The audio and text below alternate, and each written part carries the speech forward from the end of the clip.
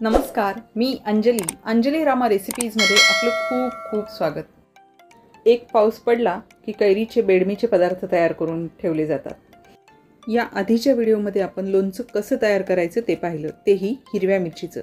आज आपण चटपटीत साखर आंबा कसा बनवायचा तो बघूयात। हा साखर आंबा पोळीसोबत, ब्रेडसोबत, परोठ्यासोबतही खूप छान लागतो। इथे आपण राजापुरी नावाचा जो आंबा असतो त्याची कैरी घेतली आहे। ही कैरी 1 किलो 200 ग्राम आहे। वरचं साल काढूयात आणि कैरी किसून घेऊयात। तुम्हाला कैरी किसलेली आवडत नसेल तर मिक्सरला ग्राइंड करून घेतली तरीही चालेल, पण किसलेला कैरीचा साखर आंबा, कैरी साखरेमध्ये शिजून त्याचा आंबटपणा आणि गोडपणा हा जेव्हा दाताखाली येतो त्यावेळेस हा साखर आंबा चवीला खूप छान लागतो। इथे आपली कैरी किसून झाली होती। कढई बऱ्यापैकी गरम झाली आहे। हा खीस आपण कढईमध्ये थोडासा सुट्टा सुट्टा करून घेऊयात आणि यामध्ये कलपी खडी साखर घालूयात। हलक्या हाताने एकसारखं करून घेऊयात। इथे खीस आपला 800 ग्राम पडला होता, यामुळे कलपी खडी साखर 400 ग्राम घेतली आहे। आणि जर वाटीने खीस मोजून पाहिला तर 2 वाट्या खीस होता, 1 वाटी खडी साखर घेतली आहे। ही खडी साखर आपण सुरुवातीला बऱ्यापैकी घालून घेतली, मिक्स करून घेतली। त्यानंतर थोडीशी राहिलेली कलपी खडी साखर आपण घालून घेतली। हलक्या हाताने एकसारखं करून घेतलं। अगदी 1 ते 2 मिनिट मंद गॅसवरती याला ठेवलं। कलपी खडी साखर पूर्णपणे विरघळली आहे। कीस हा कलपी खडी साखरेच्या पाकामध्ये छान डुबला गेलाय। हलक्या हाताने याला मधनं अधनं एकसारखं करत राहूयात।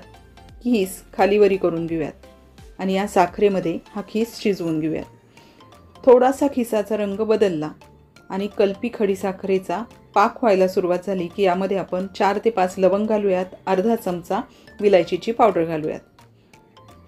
इथे चेक करून घेऊयात साखरेचा जर पाक झाला असेल आणि साखर परफेक्ट पडली असेल तर इथे आपला साखर आंबा आणखी 1 ते 2 मिनिट मंद गॅसवरती शिजवून घेऊयात आणि यानंतर याला आपण अगदी चिमूटभर मीठ घालूयात आणि खाली काढून घेऊयात। इथे अगदी साध्या सोप्या पद्धतीने साखर आंबा आपण केलाय। इथे साखर आंब्याचा पाक तर झालाय, कैरी थोडीशी शिजायला बाकी आहे। कैरी थोडीशी आंबट असल्यामुळे यामध्ये आपण 50 ग्राम कलपी खडी साखर अजून ॲड करतोय। हलक्या हाताने परत याला एकदा एकसारखं करून घेऊयात आणि ही कलपी खडी साखरेचा पाक होईल, त्याचबरोबर साखर सगळी या खिसामध्ये विरघळली जाईल। अशा पद्धतीने याला आपण हलवून घेऊयात आणि लो टू मिडियम गॅस करत करत शिजवून घेऊयात। इथे आपण विलायची आणि लवंग घातल्यानंतर अगदी 10 ते 12 केशराच्या काड्या घातल्या, यामुळे याचा रंग खूप छान येतो आणि चवही छान लागते। इथे आपली दुसऱ्यांदा कलपी खडी साखर जी घातली होती त्याचाही छान पाक झालाय। अगदी चिमूटभर मीठ घालूयात, एकसारखं करूयात। इथे आपला केशर इलायची फ्लेवरचा साखर आंबा तयार झाला। साखर आंब्याला चकाकीही छान आली आहे। इथे आपण कुठेही तुपाचा किंवा बटरचा वापर केला नाही। या साखर आंब्याला टिकण्यासाठी लवंगेचा वापर केला आहे आणि चवीसाठी विलायची आणि केशराचा। चवही छान झाली आहे, रंगही छान झाला आहे। ही रेसिपी तुम्ही नक्की करून बघा। आवडली की नाही हे कळवायला विसरू नका। रेसिपी आवडली असेल तर लाईक, शेअर, सबस्क्राईब नक्की करा। तुमचं 1 लाईक आणि 1 शेअर माझ्यासाठी खूप मोलाचं आहे। त्याचबरोबर कमेंट्सही करा। चला परत भेटूयात अशाच जुन्या नव्या रेसिपीसह।